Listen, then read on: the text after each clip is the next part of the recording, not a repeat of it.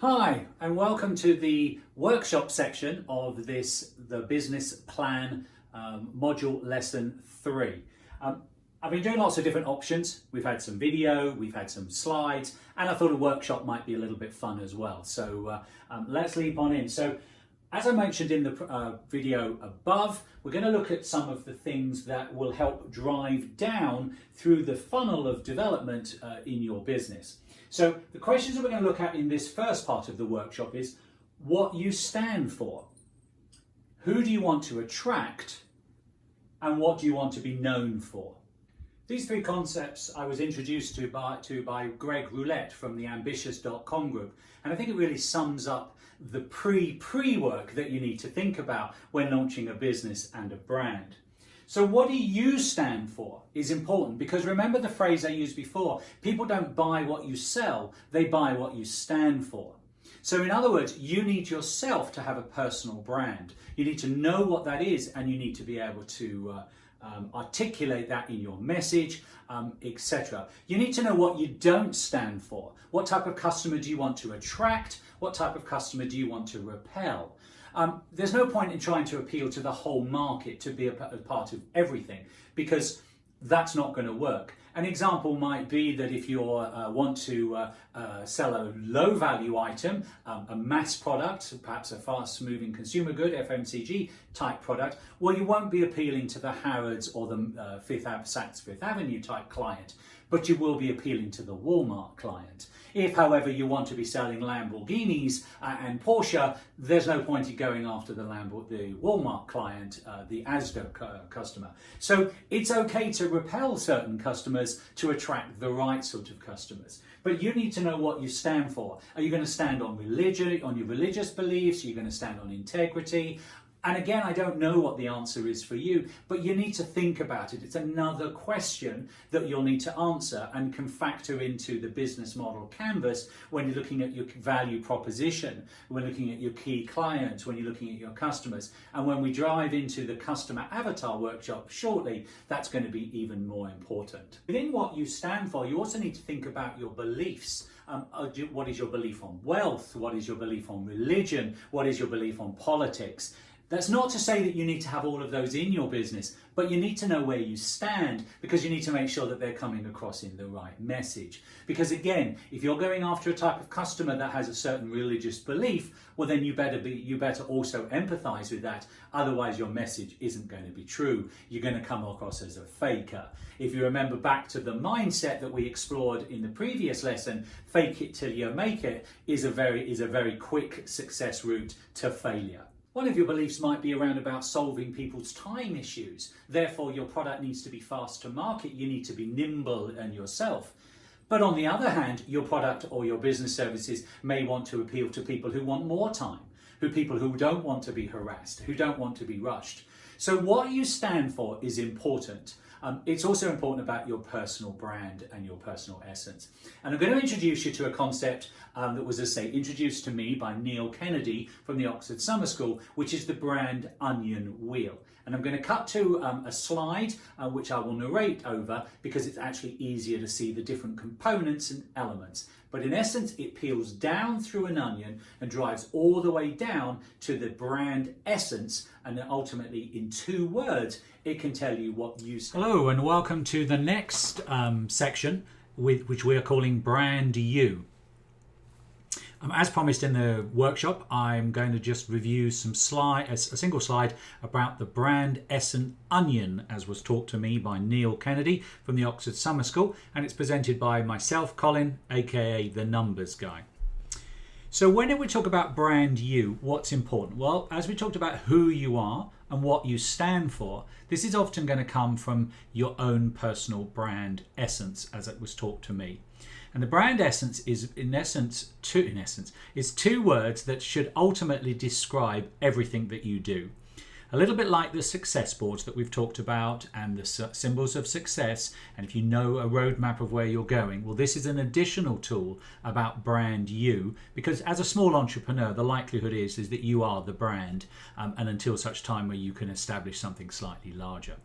So let's have a look at how this is. It's basically, another word for it is a brand essence funnel. If we're going to use some of the more trendy statements at the moment, it was taught an onion. We didn't have sales funnels back in the early 90s, but maybe a brand essence funnel.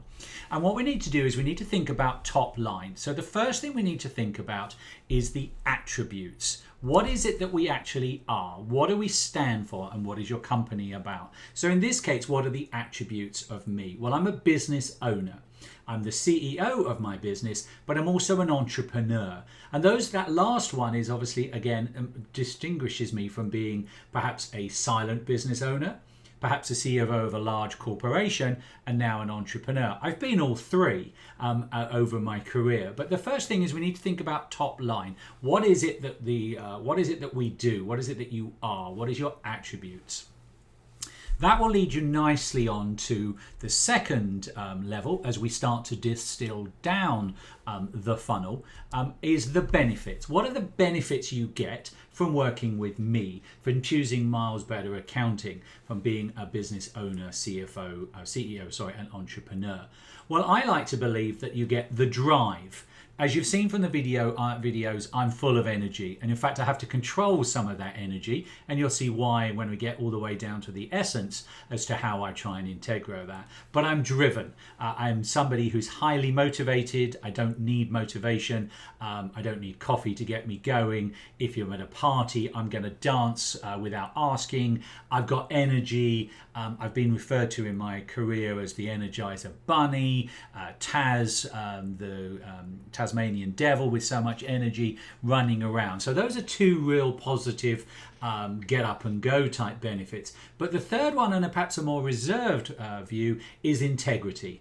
I've come from the old school of calling my fellow peers who are male sir, calling females madam, respecting my elders, etc. I also believe in integrity, and that was actually born out from working for the John Lewis Partnership, where actually their brand essence is integrity. Everything they do is about the customer. They're never knowingly undersold.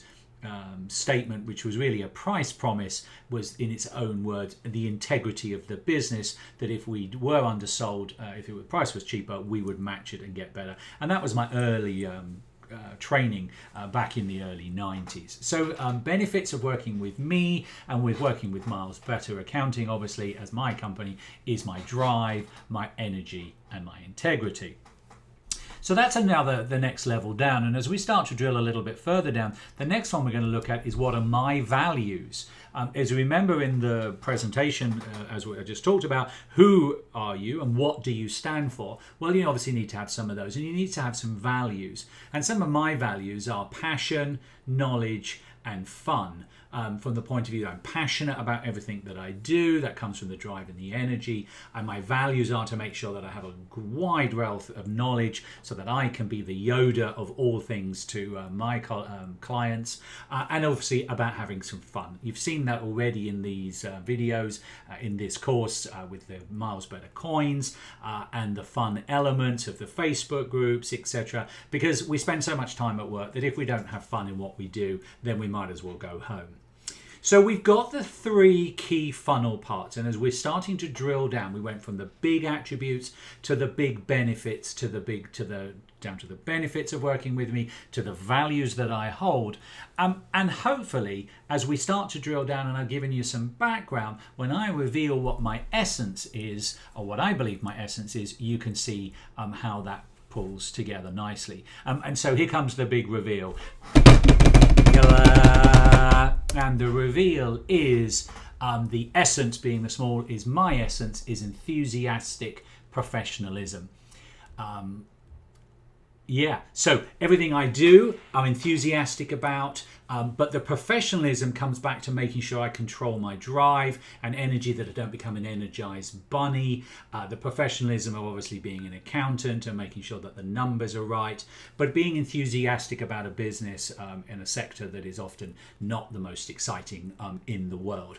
So I need you to think about that for your own branding, for your own business, because again, it's going to help drive the message in everything that you do. I hope you've enjoyed that short interlude, and we'll now return back to my twin brother who's waiting for us outside in the workshop. Leads us nicely onto the second key topic of who do you want to attract? Well, when you know a little bit about what you stand for and what your brand essence is, then you have the ability to turn this process outwards and look at what it's like when you're trying to attract your customer. And in a few moments time, when we've completed this first workshop thing, we're going to start looking at the customer avatar. But as you say, if you've got your foundation of who you are, then you have a good chance of knowing who you want to attract. What type of client do you want to work with?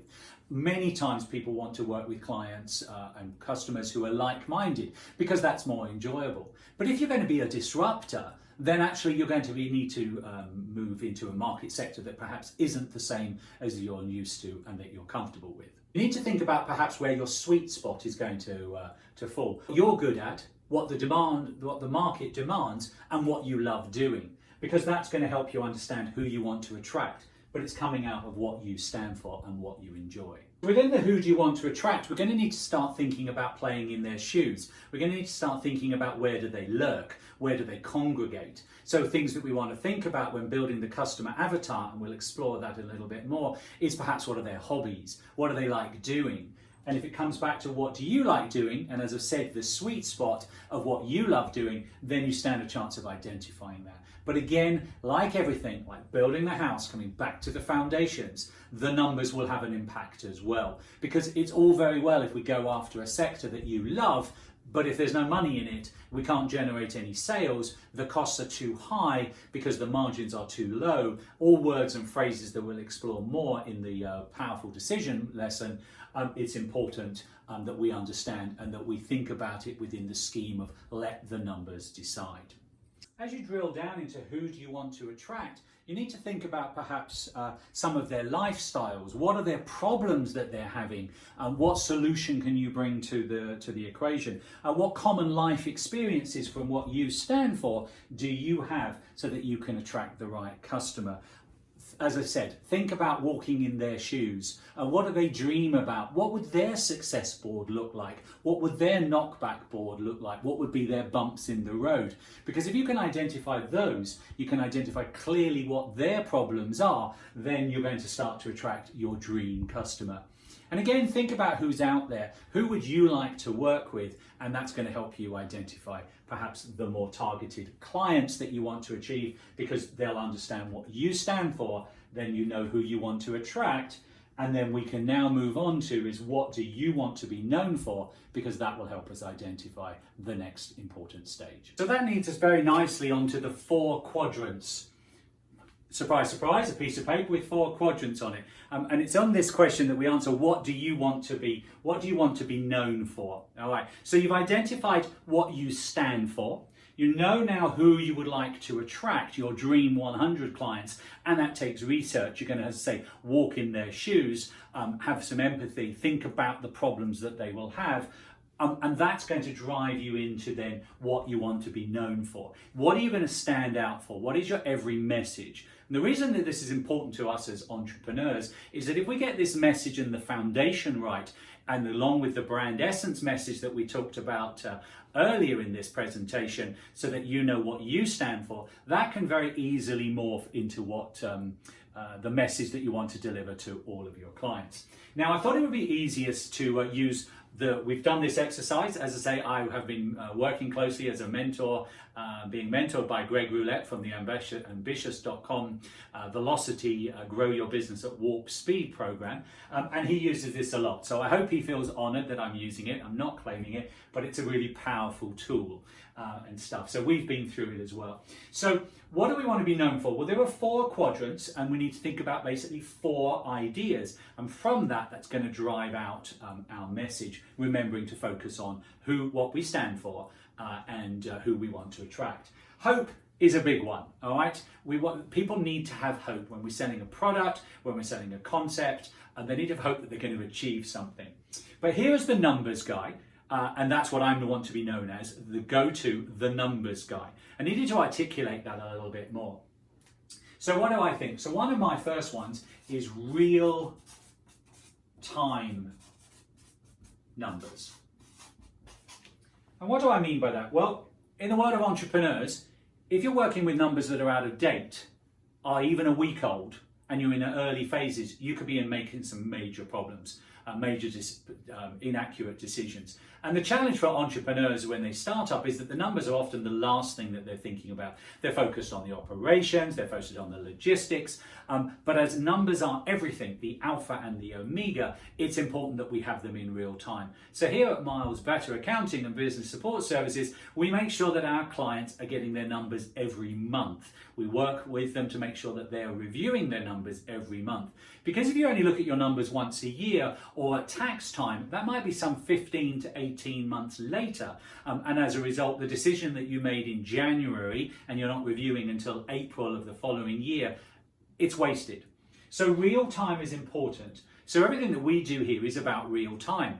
And what I mean by that is if it comes back to if you have a question or a query, then guess what? We're going to answer that as fast as we possibly can for you and focus on you, because it's about being that you have a question. You need that number now and you need to know what the impact that can have.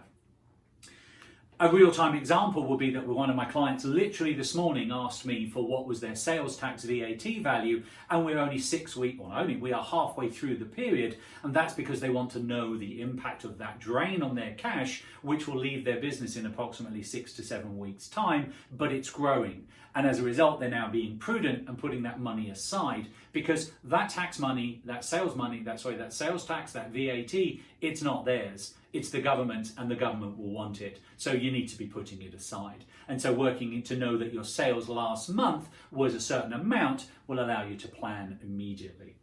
The next quadrant we like to use here is plain speak. Numbers. You can see there's a theme. Numbers. I'm the numbers guy. I know what the jargon is. I understand the jargon because I'm the numbers guy, but I like to provide solutions for my clients. So if I'm giving them real-time numbers, I better be speaking to them in a plain speak so that they understand.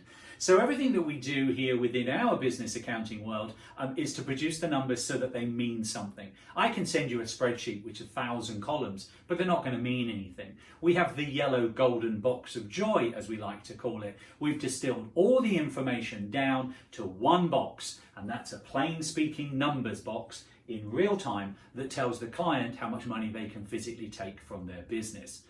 Can't get any simpler than that, can't get any plainer than that, because it's one number and it speaks to them volumes. That then leads us on to what we refer to as the powerful decisions. And we want to be known for real-time numbers. We want to be known for the plain speaking numbers, but we want to be more known for the fact that all of those will allow powerful decisions. And so we work closely with our clients to not just provide them with numbers in real time, because anybody can do that. As a Mickey Mouse, a piece of computer software can provide you with the numbers. It may not provide you plain speak, but it might do. But where we come in is that the powerful decisions that those numbers will allow you to make, and the whole point of this program is to allow you to build your business on the basis of let the numbers decide, being the alpha and the omega of everything. We help but the clients work with us as a business support, allow them to make powerful decisions. Can I buy that new piece of software, can I hire that new member of staff? What happens if I close this section of the business down? What does it impact us on the changes in the tax rules through the change in the government, etc., etc.? Well, that's where we can act as the bouncing board. We can bring those real-time numbers, speak in plain language, and allow our clients to make powerful decisions. And the fourth and final thing that I want to be known for is I want to be known as the Yoda of numbers. So I want to be able to project the fact that I know what I'm doing, that I can be the support to your journey. All right, Yoda did not go and fight. He does in some of the later films, but in the early films, remember, I'm from the 80s child, in Empire Strikes Back, Yoda trains Luke to go off. Luke leaves too soon, which is a classic entrepreneurial mistake, that they start with a Yoda in the corner, such as a business accountant. They perhaps start working with a mentor, but then they go off. They think they know better. Well, as we now know from the Luke Skywalker message, the saga, and if you've watched all 9, it continues throughout, that the journey is best taken with a team, with a support, and having the Yoda in the corner. So in my case, I'd like to be your Yoda to your business, which is why we're doing the course, but hopefully in the long run, you'll also choose to work with us or any of the other business mentors that I've identified in the On Point Mentor program and along the way in the course. So that's what we're known for, in our opinion, here at Miles. Better Accounting is real-time numbers, plain speak numbers, powerful decision, and the Yoda of all things business. And that helps drive my messaging. That means every time I talk to a client, I want to give them real time. I need to be speaking in a language that they understand. I want to help them decipher and be the go-to guy when they're looking to make a decision. And I'm there at every turn of the journey. And you in your business model process need to think about that. All right? So that's the 4 quadrants section. So in this final part of this workshop, we're going to look at perhaps starting to build your customer avatar. So we talked about what you stand for. We looked at the brand essence of you as an individual. Then we went on to look at what you stand for, yourself, and then who you want to attract. And an example perhaps here at Miles Better is that we want to be known to small entrepreneurs who are starting out in business for the first time and who feel that their numbers are terrifying, that they don't know where to go, and I want to be the go-to support guy. As you saw, as we built that through the 4 quadrants of real-time numbers in plain speak, allowing entrepreneurs to make powerful decisions and having the support that they need at every turn. So in our case, when we look at gender, it could be male or female. Lots of entrepreneurs are coming out through the thing, so male or female. We don't actually need to choose here. Marital status, again, not really applicable for us because as an entrepreneur, but depending on obviously your product and what your services are, that may be a little more important. Location. Well, for us, initially, it's the UK. That's where we specialise, that's where we're based. But as we now are trying to move into the US market, but we again then need to perhaps work in, say, South Carolina, which is where we currently have a base when we're in the US. And you can see we're starting to build a layer. Perhaps we might want to think about what is... So now we've got a rough idea. We want to start actually drilling down into their personality.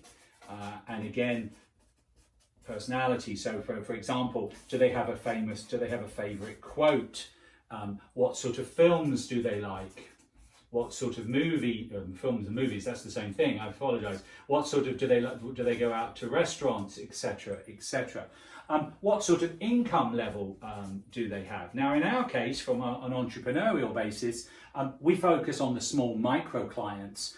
So realistically, we're probably sub the $500,000 mark from zero, maybe probably more like 10,000 because it's not really a business if it's below $10,000, £10,000. But once they start going over £500,000, then they're starting to get a little bit outside of where we focus. That's not to say we can't work with you, because obviously then we're into a different sort of support program that we offer here. But our core product operates in this sort of level. We might then want to think about what is our dream customers, what their sort of education level is. Do they hold a business degree? Are they a self-motivated individual? I apologise about my handwriting, but you get the gist of it. So we're starting to build a picture of what they look like. And on the worksheet that we've included as the download, you're going to have a lot more ability to answer these questions. We then start moving into having got an approximate of what our person looks like. And some of the analogies I've worked with before is perhaps to identify a famous person who meets your dream client. Little bit harder in some cases because of the fact that obviously with so many influence out there at the moment, it's a little bit difficult, but you're getting a build here. We're also then going to want to think about what type of books they read, what type of magazines, where they visit, what sort of social media they're on, what type of reports do they like reading, what do they like doing, etc., etc. And that's going to build an overall picture that's going to give us our customer avatar. We can then start thinking about remembering, as I said, what we want to be known for and what problems we want to solve when you come back to one of the quadrants on the 4 quadrants of a solution. So we need to think about what are their challenges, what are their pain points, and that's a really powerful point to think about when it comes to the pain point. What do they wake up every day needing solving? Something like retirement solutions, they didn't wake up every morning needing a retirement solution. But did they work out about, perhaps in the world of accounting, to actually know what their numbers meant to make powerful decisions for their family? Well, now we can start to answer that question. What are the challenges to small entrepreneurs when it comes to numbers from our perspective? Well, most of them, when you see a set of numbers, they run for the hills. They don't understand the numbers. They don't understand where they came from. So accounting being the language of business, most people aren't fluent in any shape or form. So it's important that we help them with that. So we've identified some of their challenges and some of their pain points. And you need to do the same within your business and within your sector that you want to achieve. So what are the challenges that they have and what are the pain points? Because again, if we like numbers with the positive and the negative, if we can identify the negatives and turn those into positives, then of course we're going to be successful, because most people go after the positives and forget the negatives because they don't want to go there. You're also going to ask you to think about within your customer avatar what some of the objections are. The objections to why they wouldn't want to work with you. Is it because you're too expensive? Is it because they don't know who you are? Is it because they don't know what you stand for? Well, if they don't know who you are and they don't know what you stand for, then we haven't really thought about the project and the modules and the whole assignment from earlier. So as you can see, we're starting to build an overview picture of what the client looks like, what they have in their mind, what are their pain points, and how can the 4 quadrants of what we want to be known for can help them solve their solution. Well, then, hoping this workshop has brought to light some of the assignments that we've asked you to do. Please refer back several times. You may want to just come back and have a look. Of course, as I say, if you have any specific questions, please do reach out to me at coursesupport@milesbetter.eu. As I've said earlier in the video, I'll remind you that if you complete the Business Canvas section and actually submit it to me, you'll earn enough Miles Better coins to actually get a 30-minute review session with me. So it's worth completing the assignment. I hope you've enjoyed that module, and as we continue to layer on, we'll move on to the next video, and I look forward to seeing you in lesson 4, where we talk more about the business plan, and let's get this real.